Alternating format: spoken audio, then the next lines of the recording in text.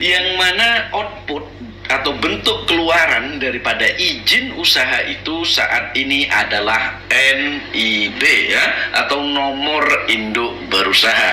Nah, jadi NIB ini adalah legalitas usaha yang diberikan kepada pelaku usaha untuk memulai dan atau menjalankan usahanya ya.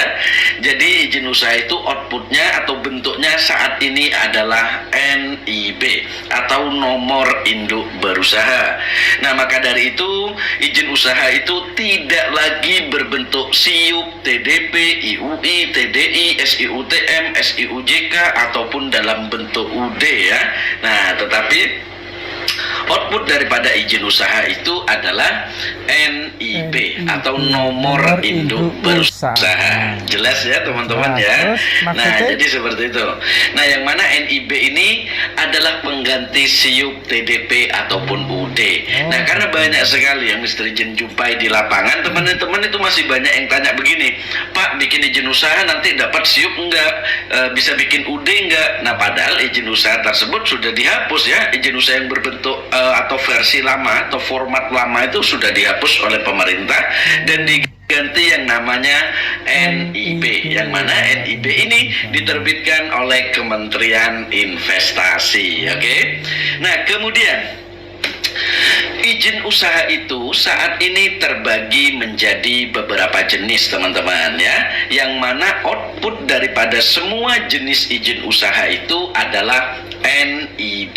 Nah, maka dari itu ada NIB untuk izin usaha perorangan, ada NIB untuk izin usaha PT perorangan, ada NIB untuk izin usaha CV, dan NIB untuk izin usaha PT persekutuan. Nah, nanti kita akan bahas ya di materi inti nanti tentang perbedaan dari masing-masing jenis izin usaha tersebut, supaya teman-teman di sini lebih mendapatkan gambaran kira-kira izin usaha apa yang benar-benar sesuai dengan profil bisnis teman-teman semuanya, sehingga harapannya di sini teman-teman itu biar nggak sampai salah ya dalam pemilihan izin usahanya. Yaitu tadi, karena banyak sekali yang Mr. Izin jumpai di lapangan, teman-teman itu banyak yang salah ya dalam pemilihan izin usahanya. Akhirnya dia harus bermasalah di administratifnya, bermasalah di perpajakannya, prosesnya lama, biayanya mahal ya. Padahal saat ini untuk pemrosesan izin usaha itu cukup cepat, mudah dan murah. Nah, maka dari itu simak materi Mr. Izin sampai selesai supaya pemahamannya lengkap dan detail ya, biar nggak sepotong-sepotong. Oke. Nah, kemudian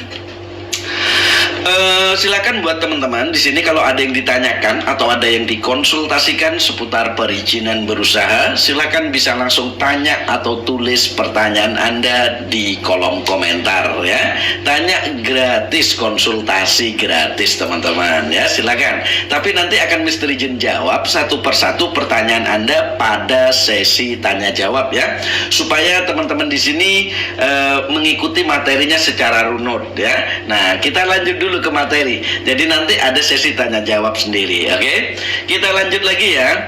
Nah, dengan kita memiliki NIB atau izin usaha, nah itu sebenarnya sudah terdiri dari beberapa fungsi ya. Nah, fungsinya NIB itu apa sih ya? Fungsinya NIB itu apa? Fungsinya izin usaha itu apa? Nah, ini kita akan spill dulu ya. Nah, fungsi yang pertama dari NIB adalah NIB itu sebagai identitas dari perusahaan Anda. Nah, jadi dengan Anda memiliki NIB atau izin usaha, nah itu sebagai bukti identitas. Contohnya kalau dulu itu namanya TDP ya, atau tanda daftar perusahaan. Nah, TDP ini kan sekarang udah dihapus ya oleh pemerintah dan diganti yang namanya NIB atau nomor induk berusaha. Nah, maka dari itu NIB ini fungsinya hampir sama seperti NIK teman-teman ya. Cuman bedanya kalau NIK itu kan nomor induk kependudukan, yang mana fungsinya adalah sebagai identitas dari data kependudukan kita. Nah, sedangkan kalau NIB fungsi yang pertama adalah sebagai identitas dari perusahaan Anda. Oke? Bisa dipahami ya. Kemudian fungsi yang kedua dari NIB adalah NIB itu sebagai sebagai list atau daftar kegiatan usaha Anda. Nah, jadi di dalam satu NIB atau di dalam satu izin usaha itu bisa berisi beberapa bidang-bidang usaha sesuai dengan bidang usaha apa saja yang memang perusahaan Anda laksanakan. Nah, kadang nih kan pengusaha Indonesia ini kan multi talents ya.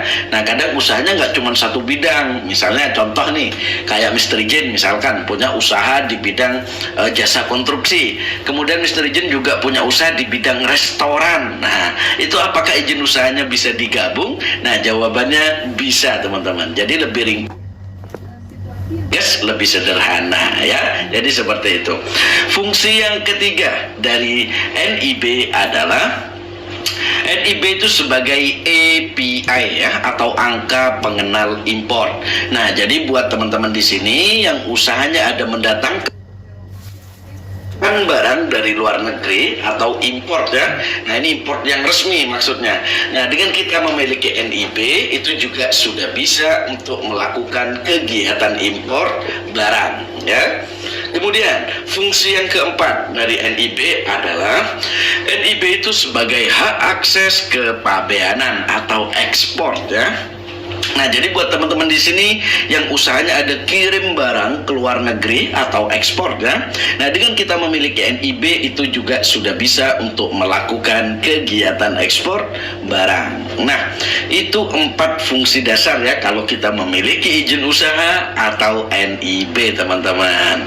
Nah, sekarang pertanyaannya, Pak, manfaatnya apa sih? Kenapa pengusaha itu harus memiliki izin usaha? Nah, kenapa pengusaha itu wajib memiliki izin usaha? Untungnya apa buat pengusaha itu? Nah, ini kita akan spill ya. Karena begini, teman-teman. Kadang banyak sekali pertanyaan begini, Pak, saya itu usahanya masih skala kecil, Pak, skala UMKM, apa iya harus punya izin usaha? Nanti kalau saya punya izin usaha, saya takut, Pak, pajaknya nanti mahal. Nah, ini pertanyaan-pertanyaan yang sering diutarakan ya. Nah, khususnya dari teman-teman UMKM nih.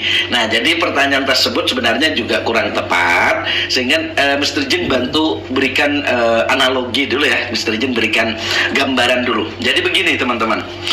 Mr. Jin itu selalu menganalogikan izin usaha itu sama seperti SIM ya, surat izin mengemudi.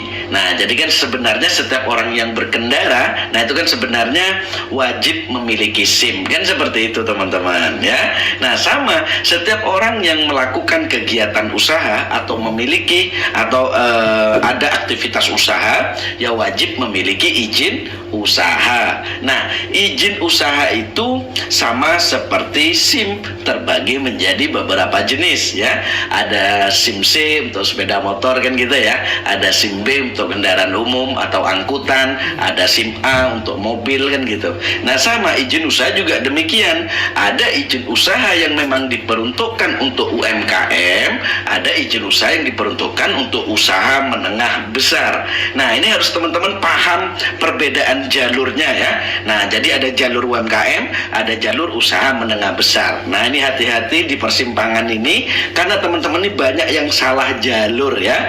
Nah, maka dari itu buat teman-teman yang pengen tahu perbedaannya apa, simak materinya sampai tuntas ya. Oke. Nah, karena begini, kalau untuk UMKM itu, izin usaha yang untuk UMKM itu sekarang bahkan bebas pajak ya, alias nggak perlu bayar pajak. Nah, siapa tadi yang bilang pajaknya mahal? Ayo. Nah, nanti kita akan ulas secara lengkap dan detail ya pada materi teknis berikutnya.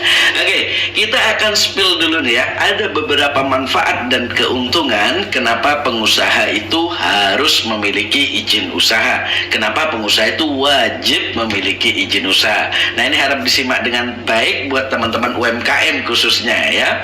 Nah, manfaat yang